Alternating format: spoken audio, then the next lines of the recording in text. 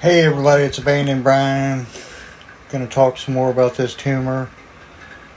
Had my buddy Kevin Kilmer come over today and was able to shave my head up a little bit and make me look like a decent human being again. He was willing to jump in there and get all that blood and gunk and matted in hair undone from my head.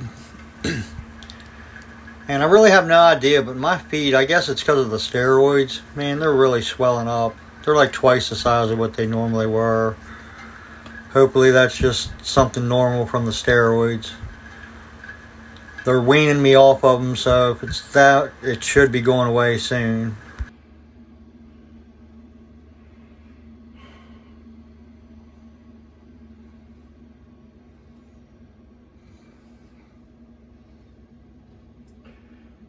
Gotta admit, my buddy Kevin did a really good job on my hair there. Definitely looks much better than it did. My eyesight though, it is definitely not getting better. It's getting worse every day. That I know it's backwards because it's a mirror, but I can barely read that SUPERI, superior. I can read that. Couldn't tell you what the next line down is. So I guess both eyes are still getting pretty bad. Not even sure what to think about that. The doctor did say, it was really close to the optical nerve, so definitely a good chance of that happening. He said, there was also a good chance that site could come back, so really got to try and stay positive here and hope that this is just a little dip in the road and that it will actually come back better. Time's what's going to tell, I guess. Alright, so let me show you this little mess right here the best I can. So these are all the medications that they're weaning me off of.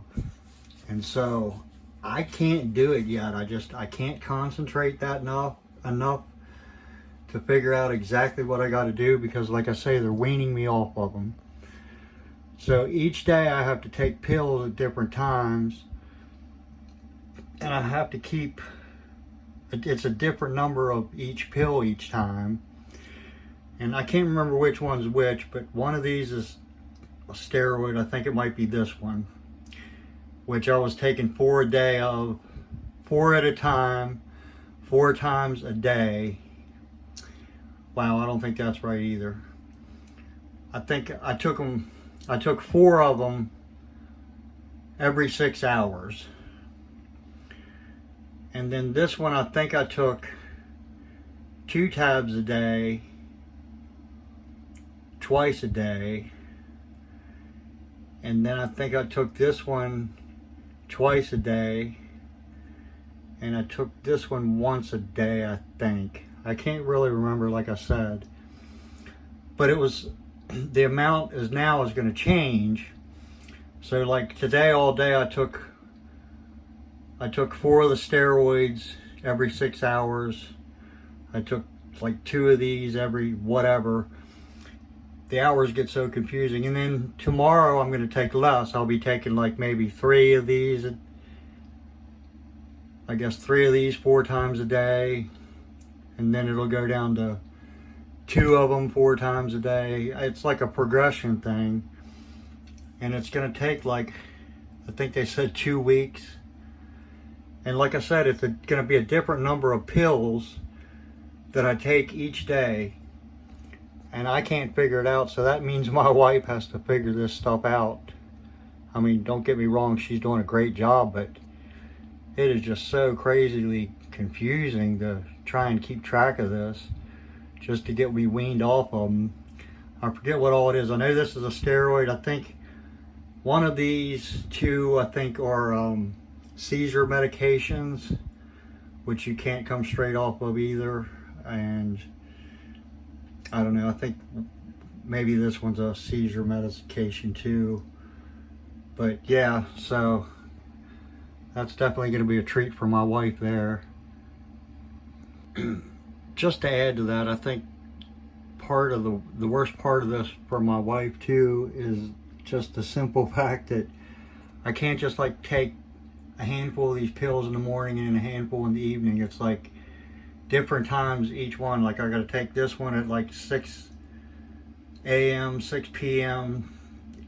every 6 hours. So you're taking it 6:12, 6:12. And then the other one's like, this one's like 2 hours later. So instead of taking it at 6, I take it at 8. And then another weird number. And the same with this. I don't take it early in the morning. I have to wait until it's like 10 or 11 o'clock before I take my first dose. And then my second one is like around midnight. It's crazy how I gotta keep this schedule. Like I said, it's driving my wife crazy. I feel so bad for her. But there's not much I can do. I can't figure it out. This is kind of one of them weird ones here, so I'm not going to say too much. But so when I'm sleeping at night, they really don't want me laying on my side too awful much. They'd rather lay on my back. Of course, my back is where the incision is on my head, so when I lay my head down, after a while it really starts hurting. So they give me 5 milligram Oxycontin, and they suggested I take Tylenol, regular Tylenol, and I guess I'm just going to say there's a reason for that. So if you're ever in a lot of pain and they give you an Oxycontin, or an oxycodone, this is only a 5 milligram, I highly suggest you take a regular Tylenol with that, and believe me, there's a very good reason. I definitely feel like I'm looking better and better each day. I mean, after laying in that hospital bed, not being able to do anything for 11 days, I can't believe how weak a body gets. I mean, I could literally barely stand up. I mean, it took everything I had just to stand up. And when you're walking, of course, especially in a hospital, you don't want to fall on a tile floor, especially after this happened. So you feel it takes your confidence away from you, and really rightfully it should, because I wasn't walking good at all. I thought I was doing okay, but my legs were so wobbly. Pretty crazy how much muscle you lose in a very short amount of time. Luckily, now that I'm home, getting up, I can't really go far or do much. I don't want to get my blood pressure up. Get your blood pressure up, and then it starts pumping more blood to the brain, and you don't want that. That's not a good thing. So I don't go far, but at least now I can stand up and I can move across the room without having to worry about falling down. I still stay close to stuff, so I got something to grab a hold of. I mean, I'm not going to be stupid about it, but yeah, it's just something to think about. And that has nothing to do with this brain thing. That's just anybody who has to lay in bed. If you have an injury where maybe you break your hip or something and you have to lay there for a long time, it's going to hurt when you get back up. You got a lot of work to do to get that muscle back. It's pretty crazy how fast you lose it. Today I was able to get out of the house for a little bit. Actually went over to a friend of mine's house, Kevin Kilmer, and he hooked me up, man. He shaved my head up, got all that. I mean, they only shave what they need to shave to get your surgery done. And I went over there, and he was kind enough to cut my hair back, so at least it's all uniform and normal. And around all these staples, I mean, I got a big horseshoe staple ring on the back of my head, and Kevin was willing to go right in there and clean all that up. I mean, it's full of blood and gunk, and it's been caked in there and matted in my hair for days. And he got the razor out and went to town, and I don't know, man, I think he looked really good.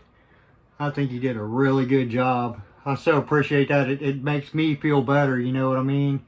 Like, it lifts my spirits. And that's what this is all about, is keeping them spirits high. So it's really good to know that you have good friends that are willing to do whatever it takes to help you out. That definitely makes a difference.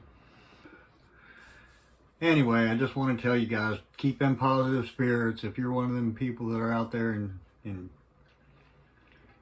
in need of uplifting. Just try and keep them spirits high. It makes a world of difference. I know it has for me. Like always, if you guys are interested in following my story, hit that subscribe button. Go to Abandoned Brian. Make sure you subscribe. Don't necessarily need to watch all the videos, but if you see one that's interesting, pop in and check it out. If you know somebody who might need this information, send that stuff on to them. Hit that subscribe and like. That really helps me out. I appreciate you guys. I'll see you soon.